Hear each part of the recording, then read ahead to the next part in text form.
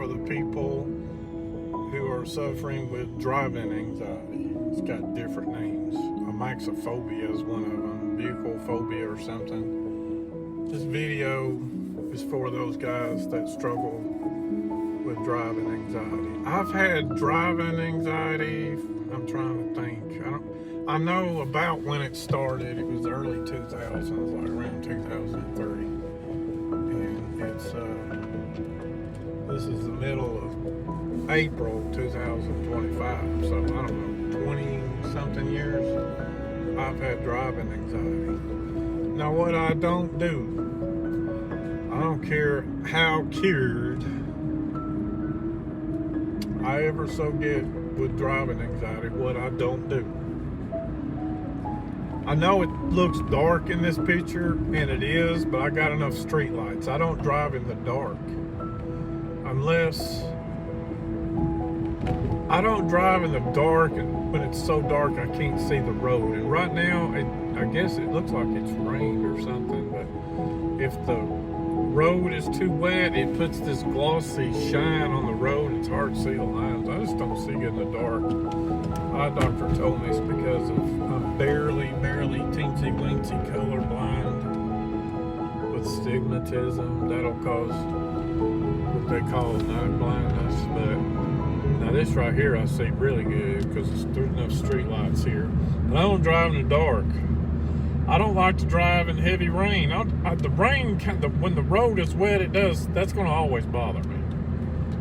And I can drive in the rain. You watch some of my videos where I'm driving in the rain. Matter of fact, some of them videos, I did the video on the highway in despite of the rain because of my fear of driving. Is it going to rain again? I hear it coming again. I don't like driving in the rain. It's about to rain right now. I'm not going very far. I'm just going to Walmart. It looks like it's going to rain again. I don't like to drive if the road is too foggy. I like to be able to see as far as I can see. So if it's too dark, if it's too rainy, can't see, too foggy. Or another thing I don't like to do either, if the sun is shining right directly, like right on the road, and I can't see the road without looking directly into the sun. I don't like doing that either. People do that all the time. No matter how my driving anxiety looks on my videos, I'll never like to drive that way. I don't care how cured I get. But what I want to say is this, starting off. Driving a car has always been the most fun thing for me ever. Most of my jobs I've ever had in my lifetime, my most successful, most enjoyable jobs I've ever had to do with what? Driving a car or driving a vehicle of some sort.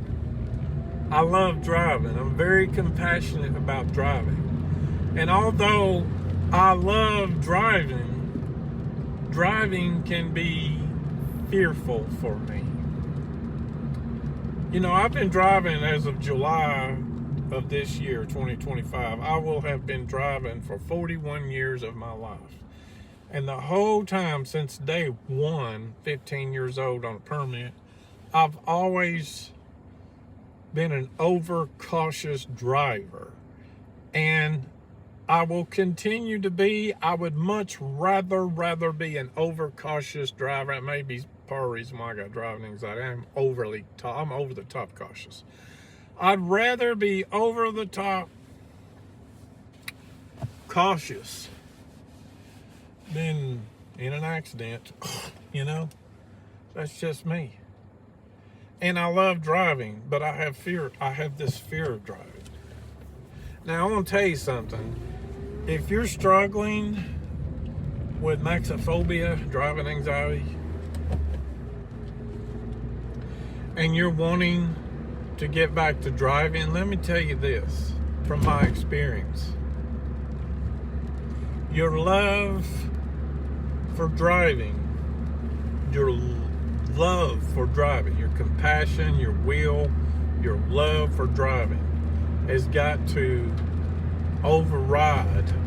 dominate your fear of driving.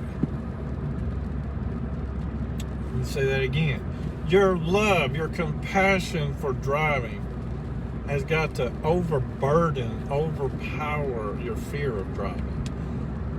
But let me tell you something. Out of 23 years of driving anxiety, even though that's me, my love of driving, even though my love of driving is overbearingly more than my fear of driving, I still have driving anxiety. Mostly for me, it's on the highway. Mostly for me, it's out of my comfort zone, especially long trips. I don't have a problem in the passenger seat going anywhere with anybody. Okay, passenger seats, it's being behind the wheel, especially by myself. And I've had for the longest time, I've had for the longest time this comfort zone versus anxiety zone. If I go out of the area, rain kind of bothered me a little bit. But the thing is, I'm only about a mile, less than 2 miles from home.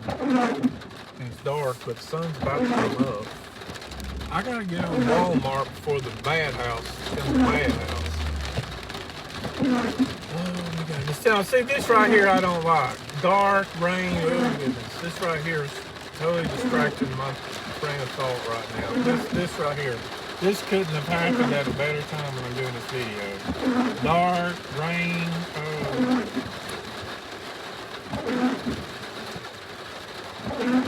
Hold on a minute. It's totally distracting me. It's rain and it's dark. And these car lights don't help. They blind me too. They don't even have to have their brights. They don't even have to have their brights on. They still blind me. Just a light blind. I'm about to be in the Walmart parking lot. Now right here, I will not be able to judge the depth or how far away the cars are. I always have to wait until that light turns green. So if somebody comes up behind me, they'll just have to hold on and be patient. I'm not going until them. Let me get back to what I was talking about. Your love for driving. Your love for driving has got to override. It's got to overburden. I can go because I got the arrow. It's got to override your fear of driving.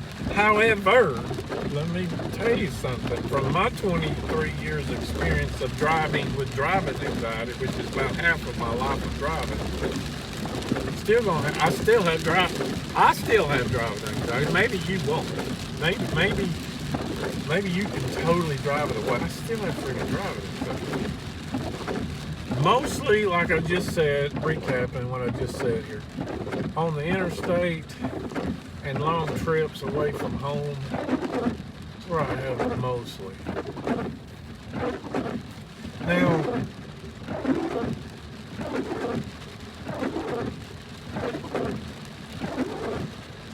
a little over a year, what happened to me, let me just tell you what happened to me real quick.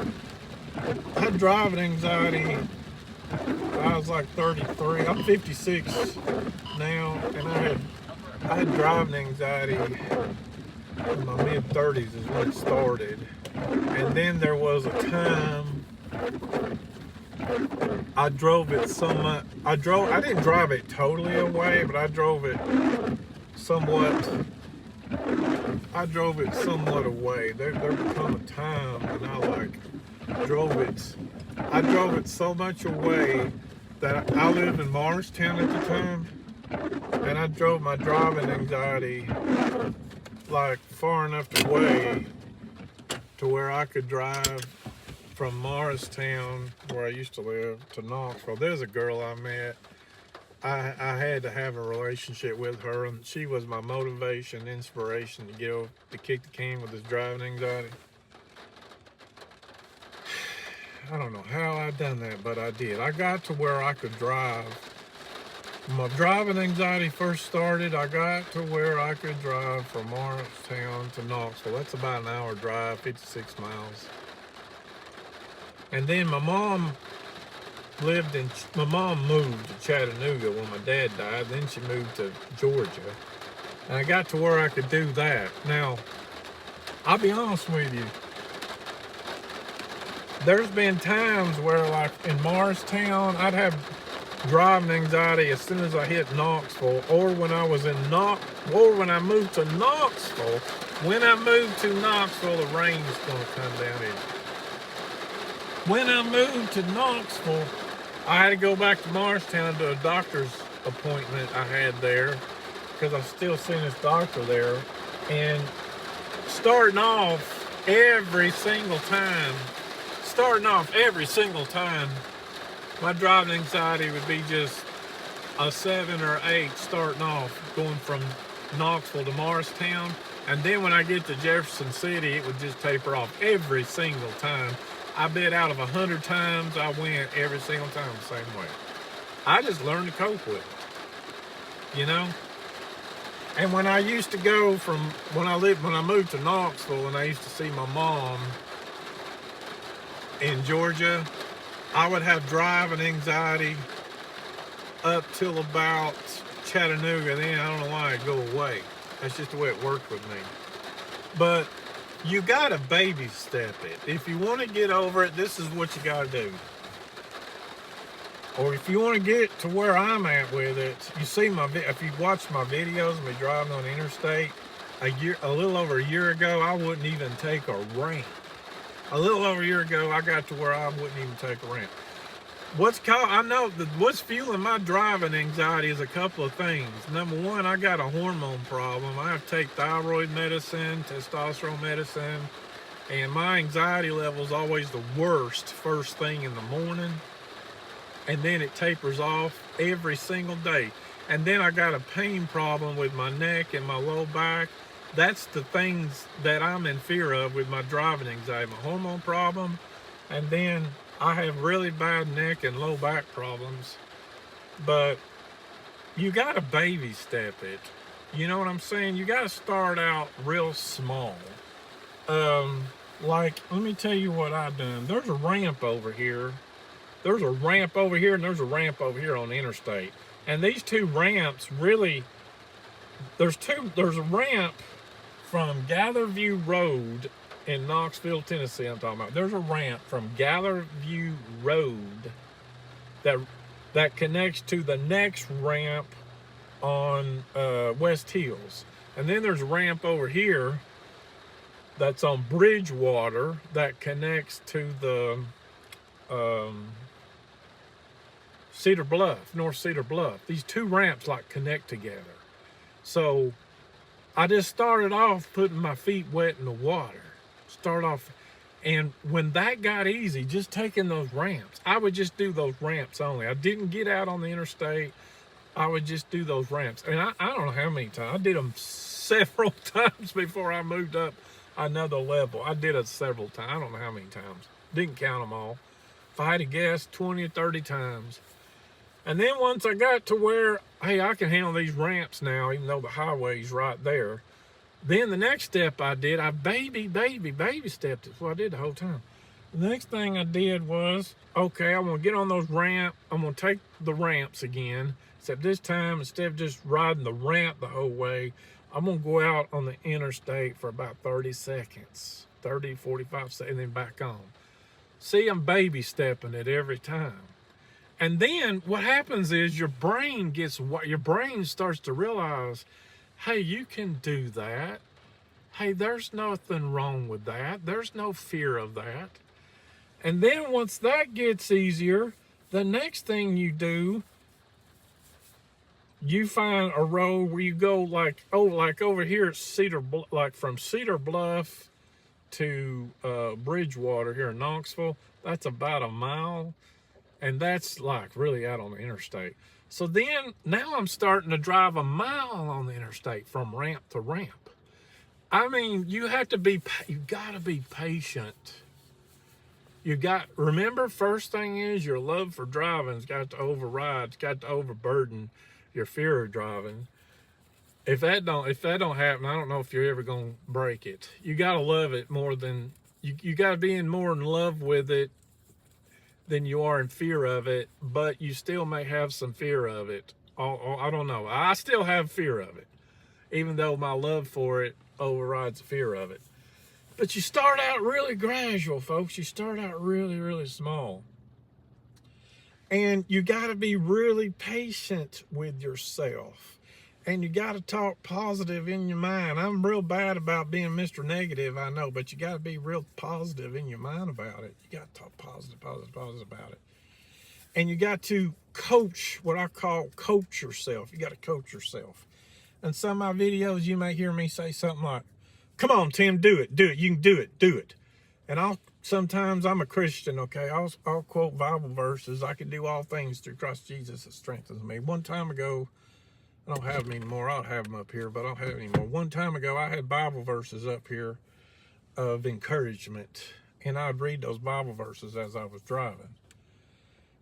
But baby step it. Just work. And when that baby step becomes so easy, stretch it out a little bit farther. And then when that amount will eventually, I promise you, that amount will eventually come easy. Then when that amount becomes easy, stretch it out a little bit farther. Now, it's going to be rough. Every time you stretch it out, I promise you, I mean, if you didn't have the problem, it wouldn't be rough and you wouldn't have to be working on it. So you got the problem, it's going to be rough. But every time when you stretch it out, before you know it, it's your driving anxiety is getting pushed farther and farther and farther away. I'm still working on it. I mean, right now I'm working on what's called duration. I'm working on now I guess when was it? I'm trying to think, 9 months ago? Or is it 6 weeks? 6 months ago. I think about 6 months ago. Yeah, it was about 6 months ago. 6 months ago, my duration was I remember my duration was between 7 to 8 minutes. And that was going through a 55 and a 60 mile an hour speed zone. That was going on 275 and then down to 40 over to 129. Going that route where it's 55, 60, then back to 55. I had a duration there one time. I could drive on the interstate from 7 to 8 minutes. I've been doing here recently 15, 16 minutes, going across Knoxville too. So I've bumped it up from 7 to 8 minutes 6 months ago. Now I'm at 15, 16 minutes. You see, I'm slowly getting better and better, ain't it? It takes time. Yesterday, I actually did 18 minutes. 18 minutes is my record. So your love for driving has got to override your fear of driving, but you still may have a little bit of fear of driving. You got to baby step it, okay? And you got to be patient with yourself. You got to coach yourself. You got to talk positive all the time. And you got to be patient. Everybody's different as far as time. Some people may take 8 to 10 years before they get cured of this. Some people 8 to 10 months, 8 to 10 weeks. Everybody's different. Like I said, I've been working on it now I'm going into my 14th month. I think the progress that I've made in almost 14 months. I'm just going into my 14th month. I just passed my 13th month of working on this. If my progress continues, I'm hoping by the end of the year maybe, or next spring, surely by then I'll be driving to Morristown by myself. I just got to figure out how to drive with this pain problem I got in my back and my neck, because that's what scares me. I got to learn how to cope and handle pain without allowing the pain to override my brain. That's the problem I have driving Morristown. So I hope this helps somebody today. I hope some things I said here helps. And you can do it. You just got to be positive. You got to be patient. You got to baby step it. You got to coach yourself, and you just got to love it more than you hate it. I'm going to show you about a year ago. This is where I first started working on my driving anxiety highway. See, this ramp down here off of Bridgewater that connects to North Cedar Bluff is a ramp from ramp. It's like, it's not very far, and it's just a ramp from one ramp. It's two ramps connected together. So basically what I started off doing here is just getting my feet wet on the highway by doing this ramp to ramp. And then after that got really easy, I did another ramp like this too, from ramp to ramp. This was my first, I'm gonna show you my first baby step from a year ago, where I started working on, just give you an idea on how to start. If you've got driving anxiety on the interstate, this gives you an idea on how to start, get your feet wet on the highway from a ramp to a ramp. See this right here? Rise up, don't break, stay strong, dominate, feel the fire on the game, every step make your name.